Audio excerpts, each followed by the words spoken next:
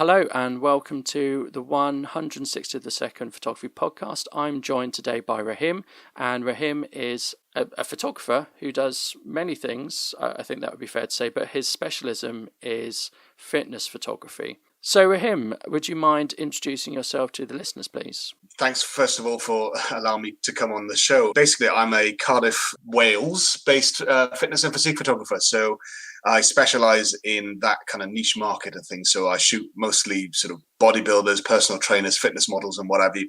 But I'm also a digital artist. So I use Photoshop a lot in my work, not to as in enhancing the client's kind of stuff. But I do a lot of composites and make them look like they're in movies and so on, create something sort of a bit more epic than just your regular kind of gym shots. And I also have a YouTube channel where I post all my behind the scenes videos. You mentioned it's a niche market, but it does look to me like it's a growing market. It's a big market, but like I say, it is sort of it's an area of photography that, you know, it's sort of niche because, well, I suppose a lot of areas of photography are kind of niche if you think about it. If you're like a wedding photographer, that's your niche. If you're doing family portraits, that's your niche and things. So yeah, it's what I mean by this is that I've decided to specialize in fitness and physique because when I started out, I was shooting all sorts of things. My business used to be known as Sugarbox Studios, which is like a kind of family-friendly name of things, because I started out doing kids' portraits and babies and toddlers and what have you. And it sort of grew from there. And for some reason, I ended up doing fitness and physique. I decided rather than chasing after every gig that comes my way, I thought I'll specialize and I would just go after one thing. I can, focus all my energies on that. Yeah, that's my niche. Have you seen your market grow over time, and is that growth down to more people wanting it or you getting better known? Basically this year or the tail end of last year, I took a break from photography because I was working so much I'm not a full-time photographer, so I have a day job. But this has taken up so much of my time doing the photography as well as the day job that I decided I'm going to take 5 months off and things. But once I came back, things were fine. I sort of had a good few shoots in the bag and stuff. But then it sort of kind of went a bit more quiet. And I thought perhaps I'll try and evolve into other avenues and things, So the fitness and physique photography world, I suppose, is massive on social media and things like that. You see the guys and girls themselves, they often have tens, if not hundreds of thousands, even millions of followers. It is a big market and stuff. And yeah, I've been doing this for a few years and I've become sort of well known, especially down in, the South Wales area and stuff. And people think like I'm the go-to guy to go to get sort of shots. Of course, there are other fitness and physique photographers around here locally as well who also do a great job and stuff. Do you put down your notoriety and success to your marketing? Did you do anything special or did it just happen organically? I suppose you could say the thing I did sort of special. I thank, YouTube, I suppose, a lot for it, which again, I mean, it kind of goes hand in hand and stuff. I decided to basically put my face out there along with my work, if that makes sense, so that people could see who I was as a photographer, because everyone's got their own sort of Facebook pages or their websites and stuff, and they'll have an about page and a photo.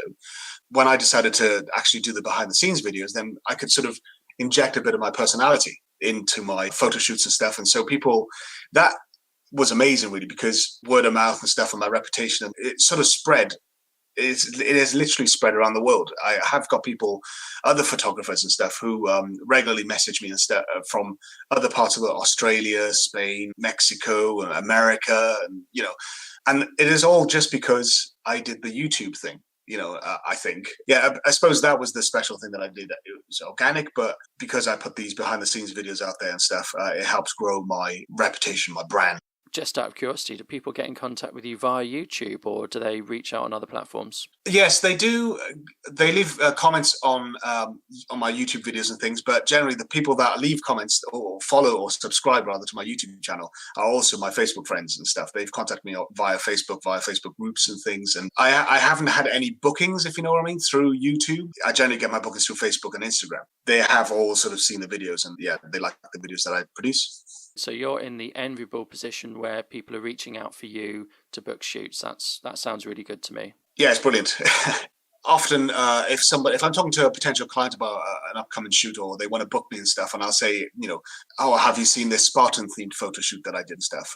Then they'll say, oh yeah, I watched that video. It was awesome. It's not just, oh, I've seen the photos. They all say, I've seen the video. I make sure that I film every single photo shoot that I do, so that I have something to put onto YouTube and Facebook. And you're a one-man band, aren't you? You don't have an assistant, from what I've seen in your videos. Yeah, that's right. I used to have an assistant who was just basically sort of like a pal who contacted me through Facebook and said, look, I really like your work. I'm starting out in photography, and, would you mind if I gave you a hand? And so we did a few shoots together and things. And then, a couple of years ago, whatever, we kind of parted ways because he went off and became a photographer sort of in his own right. He moved back home to where he lived and stuff. So, I thought I could do this myself, really. I don't particularly need an assistant. Most of the shoots that I do, I don't carry a load of gear and kit and stuff so that I need an assistant or things like that. Although they do come in handy. I'm not, it would be great to have, you see some photographers who have teams of people with them and stuff. But no, I'm just basically a one-man band, and I do it all myself. So do you sort of set up a GoPro in the corner on a tripod and let it run? Yeah, basically that. I've got this little flip cam. It's a Canon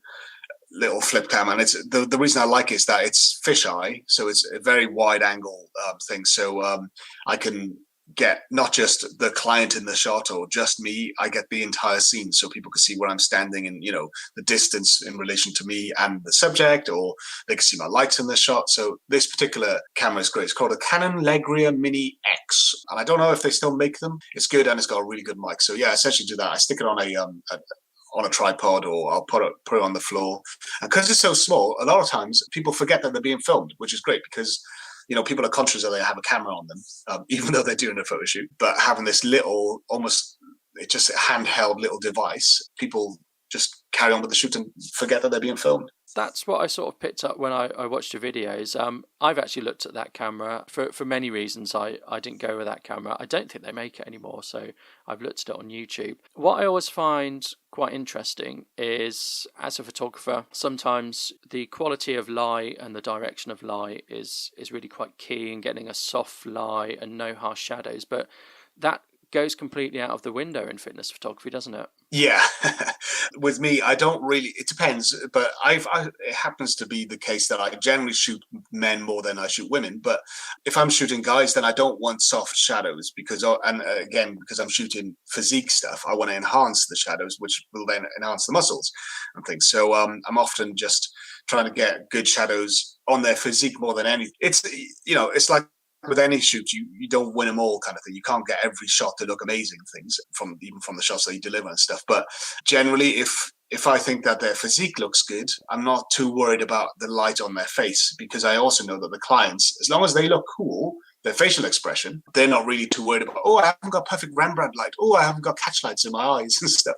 They just think, check my abs out, they look awesome. And as long as they're happy with their physique, then I think that's pretty much it. I've got the job done. And are they sort of wowed by the end product? I suppose they're used to just taking selfies or using a smartphone. So how do they respond when you deliver those finished images? I've not had an unhappy client yet. So they say they like them, they love them, and all that sort of stuff. And I get really good feedback from it. And often they want more and more from the shoot and things. And generally they are really impressed, because I shoot with off-camera flash a lot, which obviously they don't on their phones and things. So it's a completely different look as well. And not just that, obviously, using better camera equipment than their phones and stuff. And it's not just what I was saying to somebody the other day who's now booked me, that she was asking for my prices and things. And I said, look, I'm not the cheapest photographer out there, but it's not just about the product that I deliver. It's also about the experience that I give. And that's what people seem to remember, because when I do a shoot with them and stuff, I make it as fun as I can possibly make it. There's no ego and things. I don't stress the client out. I just basically bend over backwards and I have fun with them and still deliver the goods. And it's not just the day of the photo shoot either. It's the lead up to the photo shoot, the communication that I give to the client, and then afterwards, and then we become Facebook friends. We kind of become mates, which I know, a lot of photographers would do, but then there's other photographers who may potentially, I don't know off the top of my head, they just treat them as clients, get them in the door, get them out, next kind of stuff. But generally my clients, they become my friends kind of stuff, even if it's just through sort of Facebook and stuff. So they get a mate for life then. That's really interesting to know. You've sort of alluded to certain things. Roughly, can you give me a breakdown of how much time is spent communicating with a client, how much time is spent shooting the client, and how much time is spent, I would say, post-processing and delivering the images? As far as the actual communication up to the shoot, it's unlimited. So, if somebody books me 6 months in advance, then they can message me the entire 6 months leading up to it and things like that. There's no sort of, you've got 10, you can message me 10 times and that's it. So, no, it's basically, we can just chat as much as we want, because sometimes it'll be their first photo shoot. So they may not be familiar with, the process and stuff. So they're asking questions. So there's unlimited time spent up until the photo shoot. Then the shoot itself, generally, it depends. It's about 2 to 3 hours, I'd say, which is quite a long time for some people for a photo shoot. I say my photo shoots are a little bit like a workout, because especially if it's a gym-based shoot, because they have to hold the weights and flex and all that sort of stuff. 3 hours generally is about the max that they can take, and I think that's plenty. And then once I've done the shoot, if it's just a regular kind of gym shoot, then the editing is generally faster than if I'm doing a composite or heavy Photoshop kind of thing. So I have done photo shoots where I've pretty much delivered the photos like the next day kind of stuff. So, but that's rare basically. But it's generally within the week of the photo shoot, I will then have delivered them. And what I like to do, because often when I come back from a shoot, I'm so excited by it that day I want to, as a hot off the press, teasing the photos that are coming, I want to put a photo out there on Instagram, Twitter, Facebook, and all that sort of stuff, and say, here's a sneak peek from today's photo shoot with so-and-so, so-and-so, and then they've got something to share as well, to all their friends, and they're like, oh, I can't wait to see the rest. So it's kind of like a little put a bait out there, for people to keep an eye and also follow your website, because they want to see the updates. Do you deliver all digitally, or do you do any printing? Yes, it's all digital. I would say 99.9% is all digital, as in my clients, they all live on social media. They're not really interested in prints as such from me to deliver to them. They may print the pictures themselves or put them onto a business card or whatever, but generally they just want JPEGs for their website or their social media and things like that, because that's how it is these days. They don't really want to see a nice canvas or fine art print, unless it's a fine art kind of shoot that I've done with them of themselves, on their living room wall and stuff. I sort of suspected that would be the case, because you talked about social media a lot, and I'm picking up on something else. I'm picking up on maybe that this is more than a personal investment for some of your clients. It sounds like some of them maybe are personal trainers, some of them, they work in the industry, and they use your images as part of their own promotion of their business, of their brand. Is that true? Yes. Like I said, I shoot a lot of personal trainers. So these personal trainers as well, a lot of them do actually compete. They're professional bodybuilders or whatever. If a personal trainer comes to me, they'll want these photos for their marketing and things. So like, I'll give an example. I did a shoot with a personal trainer, and I said, look, we'll do at the start of the shoot, just to ease you in, we'll do the nice, friendly, hey, come train with me kind of, photos where they have their clothes are on, kind of, a vest or t-shirt and stuff. And it's just like arms on your hips, arms folded, smiley, kind of. And I shoot it with a little bit of negative space so they can put their text in there and stuff. Or I'll do it against a plainish background that they can then be cut out and put it onto, their business cards and what have you. And then once we've got those friendly shots out of the way, then I said, let's do some physique stuff now. And then that's kind of generally, they will still use those shots to promote their business. A lot of these, like I said, these personal trainers, if they've been competing, they will often book me around the time of a show. So it's either, in the lead up to it, very close to the show, or like a day later, because they're in peak condition and things, and they know that condition won't last forever. So, and that's actually something that I emphasize when I'm sort of marketing business, that I say to the personal trainers or the bodybuilders and stuff to book a photo shoot as soon as close to the show, because we all know that you're not going to stay in that shape, that prime condition. So have a photo shoot to document all your hard work, because it's worth having that record, something to look back on. That's really interesting to me, that there's a finite date period, like a wedding photographer. There's obviously the wedding, but there's a few things around the wedding, like getting ready, or the groom's getting ready, the wedding, the first dance. You've got these set timepieces that you have to do and you have to stick to. And it's a bit of a revelation to me that you've got that in fitness photography. Yeah, I have compared the two, as in, fitness photography to wedding photography, in that, you have a set date. There's a guy messaged me last week to book a shoot, and he said, look, I'm competing in June. He said, can we have a photo shoot that week? So it is, I suppose, like a wedding. It's not as if, like, if you were doing like a regular family portrait shoot or whatever, you can pretty much book that in whenever you want to, because people are going to look pretty much the same. Whereas, like I said, if it's a fitness guy or girl and they're competing, then, they're only going to look at that shape that week. And in fact, I mean, I did a shoot with a guy who, it was the day after a bodybuilding competition, and overnight he put on a stone. So the weight difference compared to how he was on stage to when he turned up at the photo shoot, because they've been dieting so much that then once they've started to eat after their competition, the body just absorbs everything. Yeah, it's key to get it on that little time slot. Do you have personal experience of the market, and how has that helped? I wouldn't class myself as a bodybuilder, no way. But I've been going to the gym weights and all that sort of stuff for well over 10, 15 years and stuff. So but not as a full-time, like these guys and girls go, I don't go, twice a day and all that sort of stuff. But I am familiar with the exercises. I know the machines and I know the body parts and things like that. And I also have done a couple of body transformation things over the years, as in where I sign up with a personal trainer and I do the full, 14-week kind of weight loss or getting into shape kind of thing. So, and I know how hard that is mentally to, eat a clean diet kind of thing and sorting all that, the food out, the prep and all that sort of stuff. And then also the actual training and how tired you get and things. So,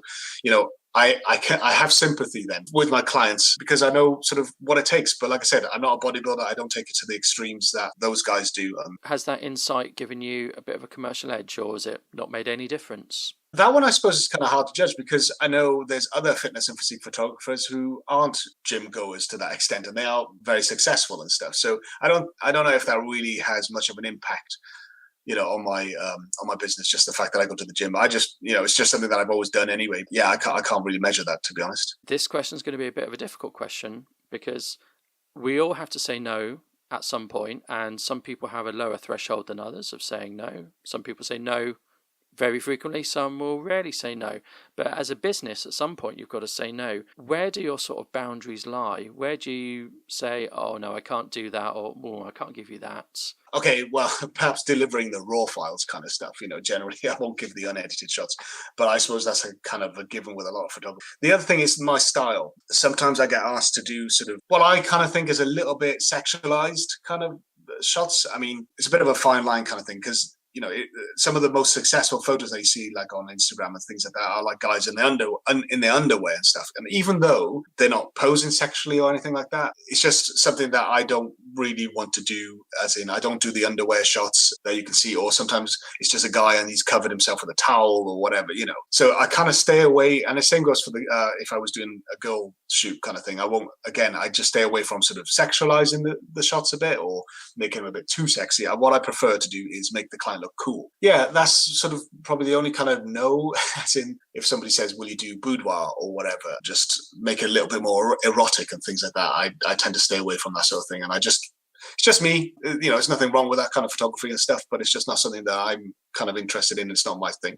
In your work, where do you say no, and how do you overcome that? I actually put it in my terms and conditions kind of thing. So I just explained in there, I said, it's not my thing. And I hope you understand. And, most people respect that. There are plenty of other photographers who will do it. And so it's no problem. I just said, that's my style and, like it or leave it kind of thing, Let's talk now about your sort of equipment, your kit and your workflow. Talk me through what you bring to a shoot, how you set it up and how you work. So I like to travel light if I can. So, I hate lugging kit around and stuff like that. And also because I'm shooting in real gyms that are open to the public, I can't really, take up a lot of space because somebody wants to use a machine or something. And then also the health and safety aspect, I can't have, a ton of kit lying around and stuff like that, wires running anywhere. So everything that I shoot with kind of fits in this little wheelie bin size, smallish kind of box. I say wheelie bin, that's quite big, but it's basically a wheelable box, hard plastic box and stuff. And I put just my lights in there and stuff, my stands and other little modifiers and things. But the actual kit that I use, for years, I used budget kit, and I still use budget kit. And when I mean budget, I do mean budget. So my speedlights are Yongnuo speedlights, YN560II. I think that's sort of what they are. They're literally just £40 speedlights, and they are sort of full manual speedlights and things. They're nothing fancy. They will literally just, you can adjust the power settings, and that's pretty much it. But they're great, and I've done so many photo shoots with these things, and it's been fine. It's worked. That I've never really tested them for the range as to how far back I could be and all that sort of stuff. But generally, I'm not that far away from the flash and all that sort of stuff. And those speedlights have been great. And if I drop one, I'm not going to cry because they're £40 rather than 600 or something. So those are my kind of go-to speedlights, but I have got a more powerful flash that I'm now using more and more, which is a Pixapro Hybrid 360, which is, it's like that Godox 360 flash and things, and that's just got more power. And also because it's battery powered, the recycle times, and it'll last me the duration of the shoot. And I don't have to worry about that. So if I need more power, I will use that flash. My camera is a Sony A7 Mark II, and I use generally a Samyang 85mm 1.4 lens. I recently bought a 50mm lens, a Sony 50mm to go with that, 1.8 and things. So generally I will shoot with that camera now when I'm on a gym shoot and stuff, because it gives you that nice sort of blown up background look and stuff that full frame gives you. And then I've also got which I used to shoot with all the time, which is a Sony A77, which is a crop sensor camera and things. And I used to shoot with a 35mm lens on that one. Again, it's just a Sony lens, nothing fancy. It's not an art lens or anything. It's just literally Sony's 1.8 lens. And I think it's like 130 quid. And that's all I ever used to shoot with, I think. Oh, sorry. I should just also say about my stands and modifiers and things. So basically, my main go-to light stand is like an 8-foot Len Carter stand, and it's got like an extendable boom arm. And again, it's just like this is a budget stand. It was given to me and stuff. One day I'll buy a C stand. I'm sure I will. Proper heavy duty and things. So I use that as my main light, and I put a softbox on it. I used to have a 20 by 20 softbox, my main softbox, but now I use a 3-foot by 2-foot, and that's gridded to control the spill of the light. And then on the sides of the client, as my edge lights, I've got round flash strip lights. Now, a lot of people ask me about these round flash strip lights because they're like, hey, I've never seen these before. And basically, you could just pop your speed light into the bottom. These round flash strip lights are made of fabric, so it just collapses down. And you can literally put these 2 soft boxes into your camera bag, and it takes up no space at all. And they're lightweight and things. And I just use those then on a couple of stands either side of the client. And that's it. It's 3-light setup. Bish bosh. I was surprised when you said I travel light with a weedy bin, but I'm glad you corrected that. Your main lens, your 85mm, that's manual focus, isn't it? I'm like a lot of guys photographers who just basically spend ages before buying something, I think, checking out reviews and seeing, hey, is this worth the money and stuff? And of course, the Samyang lenses are, from this particular one, speaking of, is brilliant. I used to shoot full manual before on the other camera with a 35mm. So shooting full manual is no problem for me. I have no problem getting my focus and stuff. It's something I was used to. And because of the Sony as well, because it's got an electronic viewfinder, you can actually do that focus magnification thing. So it will just literally, as I'm getting my focus, I can hit a button to actually zoom in to their face and make sure that it is, and I've got focus peaking on, that I can actually see that their eyes are in focus and stuff, and then I just take the shot. It's fine. And because I'm doing portraits where people aren't moving very fast, having full manual focus is not an issue. If I was doing, a sport event and something where people are moving around, then I'd be stuffed, basically. That was the one surprise of your kit. And like I said, I've seen your video, so I know a bit about your sort of setup. But yeah, that was the one surprise. But it seems like using the Sony camera, it's not even an issue, which is good. There's the whole brand war that people are always like, oh, are you a Canon and Nikon shooter and stuff? And I don't care for all that sort of stuff. And then sometimes I'll say, no, I shoot Sony. And they're like, what? The reason I started shooting Sony is because I bought a Canon once for filming for a wedding. And I just happened there was a fault with that particular camera. I took it back to the camera shop, and then they said, hey, well, when I look at this Sony, it's also a good alternative. So I just bought that because I needed a camera.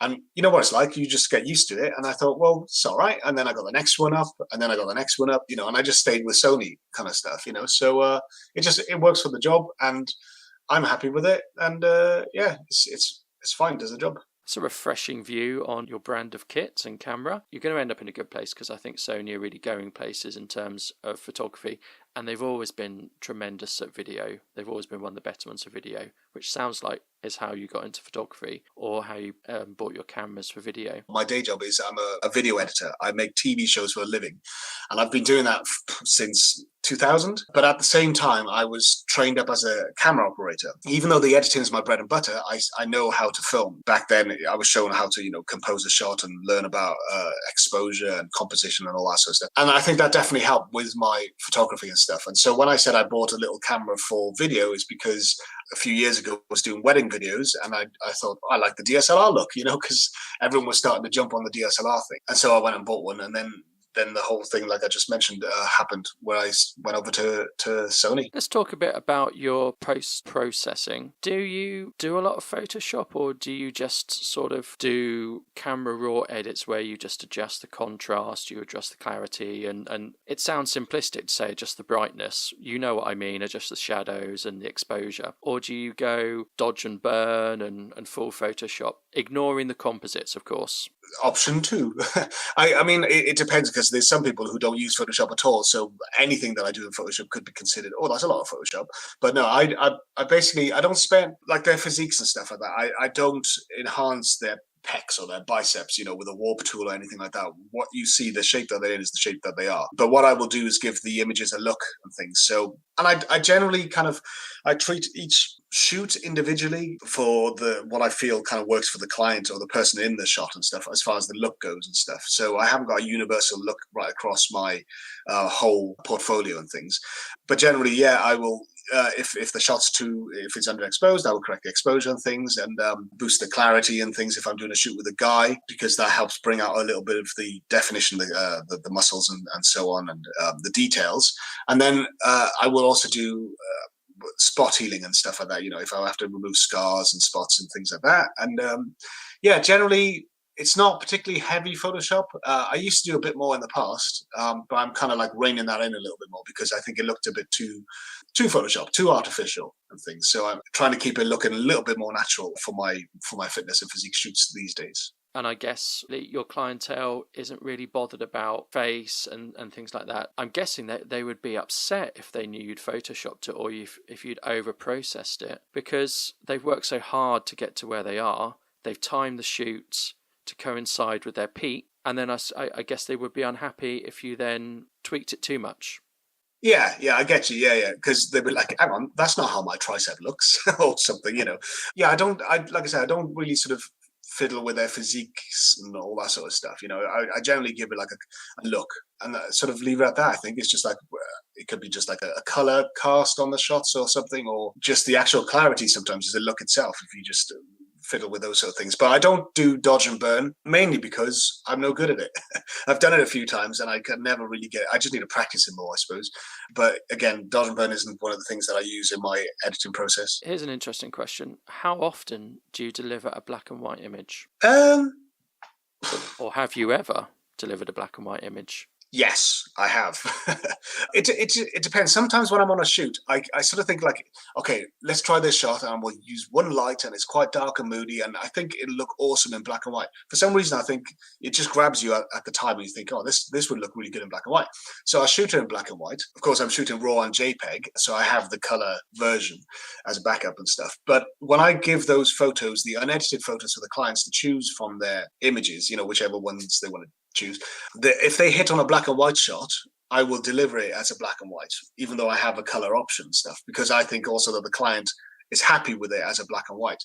So generally I'm shooting color most of the time. Occasionally there'll be a black and white shot in it, and yeah, I'll deliver it. The other time where I may deliver a shot as a black and white is if I just can't fix the skin tones, or there's something odd going on with the colors and stuff like that, where it's almost like one of those cop-outs. I'm sure I'm not the only one. I hope I'm not the only photographer who does this, where if you just can't fix it, if you switch it to black and white and you just deliver it as that. And yeah, I've done that a couple of times, but no, the client's never been unhappy. It's like, hey, I want that as a color. So yeah, occasionally I deliver black and whites. Be safe in the lodge. We've all done that. We've all thought, I fix one colour, it makes the rest look ghastly. Black and white's going to work. Don't worry about it. I think my last question is going to be, because this has been a fantastic discussion and I've learned so much, and I'm sure our listeners will, but fitness photography has a desaturated look, a high clarity look, a high contrast look. How do you avoid not delivering cliche images? Ooh, good question. I'll put my hands up now. I'm sure I have delivered cliche questions. No, it's questions. I have delivered cliche images and stuff, the bog standard kind of shots and stuff. But I don't know. One thing I like, actually, another photographer recently said this to me. The reason he liked my work, and this is a photographer from Australia again. I don't know why. I've got quite a lot of people that like my work in Australia. He said my work is different, and in that it's darker and not just run-of-the-mill boring kind of stuff. Not all my shots are dark, but I certainly went through a phase of doing it. I like the darker, the grittier kind of aggressive look. One thing I like to do is, if I'm doing a shoot with a guy, I want emotion. I really want emotion from their expressions, basically, if it's a workout shot, for instance. If they're on a particular machine and I'm seeing their face, I want them to look like they're feeling the pain and the burn of training and stuff. And sometimes it works, and I get clients who they just jump in and they do it, and they play the part, and I love it, because that then makes the shot stand out as different and better than just what I call dead face, where it's almost like their eyes have glazed over, and I'm just like, great physique, but your face is just like, come on, man, I need something more. So perhaps that's something that helps make my shots look a bit non-cliched. It must be difficult to get people who aren't experienced or used to having photo shoots to sort of have the right facial expressions, because I imagine when they're doing their fitness and their gym routines, it's just grunting and gritted teeth and so it must be quite difficult to get out of them a different expression or the expression you're after. One thing that a lot of people, just by accident, I suppose, do is when they flex or tighten, they tighten their abs or whatever, they don't remember their faces, so they will often clench their lips too much or something, and they look a little bit too strained in the face. So it's for me then to point that out to them in a nice way, just to pay attention to your facial expression. So what often I'll do before the photo shoot is I will tell them, stand in front of the mirror, practice your facial expressions, just to get familiar with how it feels in your face, because you won't be able to see your face during the photo shoot unless I put them in front of a mirror, exactly how they look. So they need to be aware of how their face actually is and stuff like that. And so that's part of my whole communication with them beforehand, to say, look, if we're doing a workout shoot, these are the kind of expressions. I'll send them mood board images as well. So I'll go on Pinterest or whatever and say, look, this is the kind of look we're going to go for. Are you happy with that? And they'll suggest ideas. So at least beforehand, we both know, okay, this is kind of the look that we're going for. Of course, I always say, look, I'm not going to be able to match the exact same shot, either in the pose or the lighting or the edit, but we get the flavor for it, and they're like, oh yeah, that's cool. So we put our own spin on it, so it works. It seems like you have quite, and probably you didn't notice this or you didn't realize this, you have quite a good orientation process and discussion process and sort of training people and setting expectations before the shoot. How has that evolved? Did you get there by accident, or have you learned that you think I must let them know this, I need to let them know that? When I didn't let them know that didn't work. So is that sort of, you've just honed it, or was it always there to begin with? Perhaps some of the sessions I got back with, I was like, I wasn't quite happy, so I thought maybe the next guy or girl that books me, I'll tell them beforehand. And because I found that then once I was telling people beforehand that it was helping during the shoot, I just thought, this is something I have to do. So I suppose it did evolve on things. And an example was a guy I did a shoot with, and it was a physique shoot we did at his apartment, but he also did a Spartan cosplay kind of shoot, which we shot on location in the Roman baths in Bath and various other places around the city. When we did a composite shoot in his house, we had all these different ideas and poses and things. And I said, look, before the photo shoot, go and look at these movie stills, these posters from like 300, or watch 300, watch these different films and look at how the people, or Gladiator, how they play the part and how they, with their eyes, sell the moment, or it's all about the expression. They get it then, and they're like, oh, cool. Yeah, I know what you're after. Obviously, it depends on the kind of personality, of course. Some can pull it off better than others, but generally I will guide them beforehand, and then also during the shoot, again, I will tell them. And because I'm having a laugh with it. I can be a little bit cheeky as well if I say, how they look. I'll just get a laugh out of it. They realize how they look and stuff, and then, hopefully we'll just nail it. And it sounds like 300, the film, and all Zack Snyder films must have been a bit of a godsend for your business. Yeah, do you know what I do is now when I do these composite shoots, I will tag Zack Snyder and I will tag the 300 movie or the movie production company and stuff like that, because you never know. You never know who's watching, and one of these days, maybe somebody will say, "Hey, this guy's work's quite good," and then they'll get me in or something. The next director of photography for Zack Snyder. Yes, indeed. I think it's a good time to call this to a close. It's been a wonderful chat. It's been really enlightening for me and hopefully for my listeners, and it's been nice to talk to you again. So I want to thank you. I'm going to put your Twitter, social media feeds, YouTube channels in the show notes as well, so that our listeners can explore that as well. Excellent. Thanks. No, it's been really good. I'm always happy if people say, "Hey, do you want to be on a podcast or interviewed and stuff like that?" It's all good. I like helping out the people, and then also it's great to be asked. It's a privilege. Not everybody gets to have this opportunity. So, thank you. Goodbye, and thank you for listening.